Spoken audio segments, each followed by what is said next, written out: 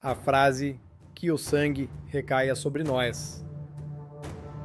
Nós. Mensagem inicial. Este estudo nasce da necessidade de examinar as Escrituras com honestidade, reverência e temor ao Eterno.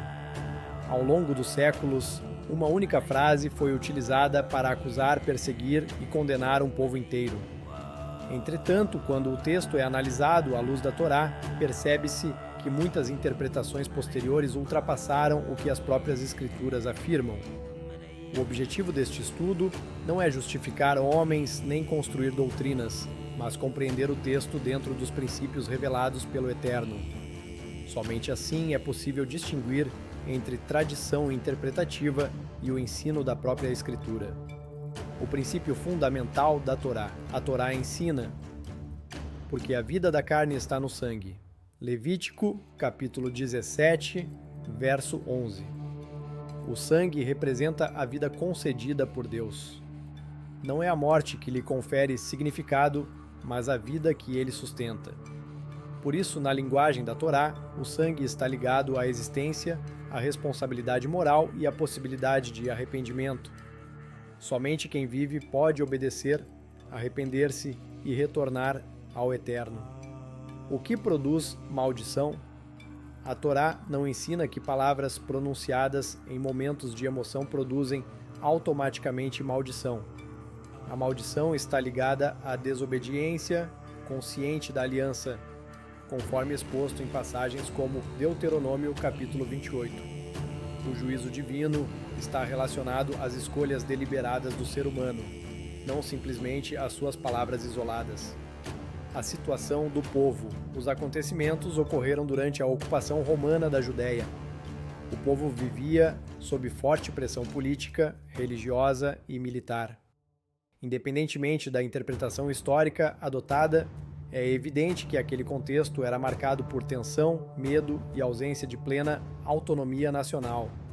Além disso, a própria Torá distingue entre pecados cometidos deliberadamente e atos praticados por ignorância ou sob circunstâncias extraordinárias.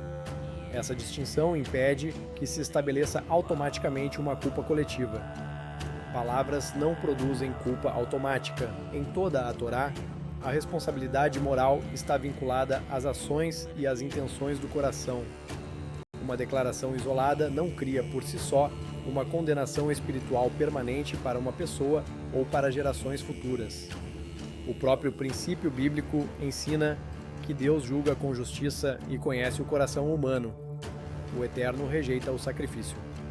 Humano, o Tanakh condena repetidamente o sacrifício humano. Práticas como oferecer filhos em holocausto são chamadas de abominação diante do Eterno. Deuteronômio, capítulo 12, verso 31.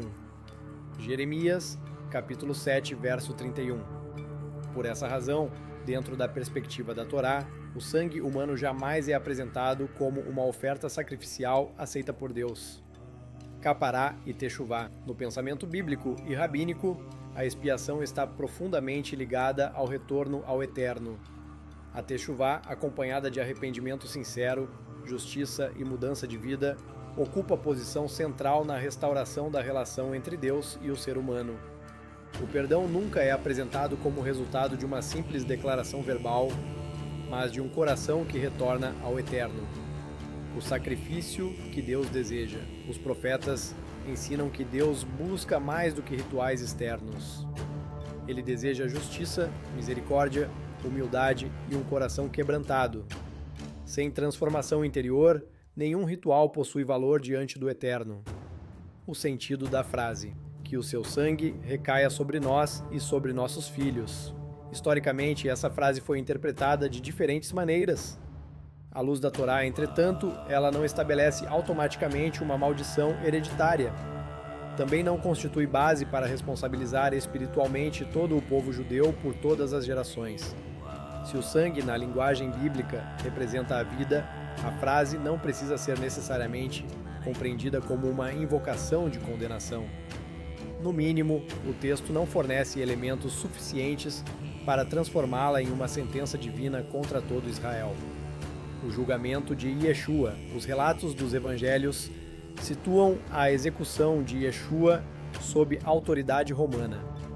Mesmo admitindo diferentes interpretações sobre a participação das lideranças judaicas da época, a própria narrativa não autoriza concluir que toda a nação judaica, nem suas gerações futuras, carreguem culpa coletiva pelo ocorrido.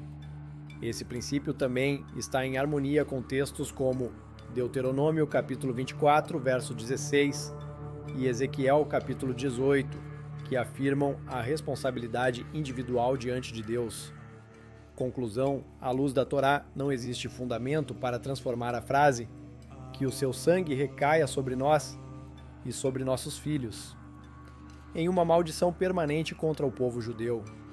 A Escritura não ensina culpa coletiva hereditária, não transfere pecado entre gerações, não responsabiliza toda uma nação pelos atos de alguns indivíduos. Ao longo da história, entretanto, essa passagem foi frequentemente utilizada para justificar perseguições, discriminação e violência contra os judeus. Essa interpretação extrapola o texto bíblico e contradiz princípios fundamentais da própria Torá, que afirma a responsabilidade individual, a justiça divina e a possibilidade permanente de techuvá. Onde há vida, há esperança. Onde há techuvá, há perdão. E onde há perdão, não pode permanecer uma condenação coletiva imposta às gerações. Que este estudo contribua para uma leitura mais fiel das Escrituras e para a rejeição de interpretações que transformaram um texto controverso em instrumento de hostilidade contra Israel ao longo da história. A verdade sempre à frente.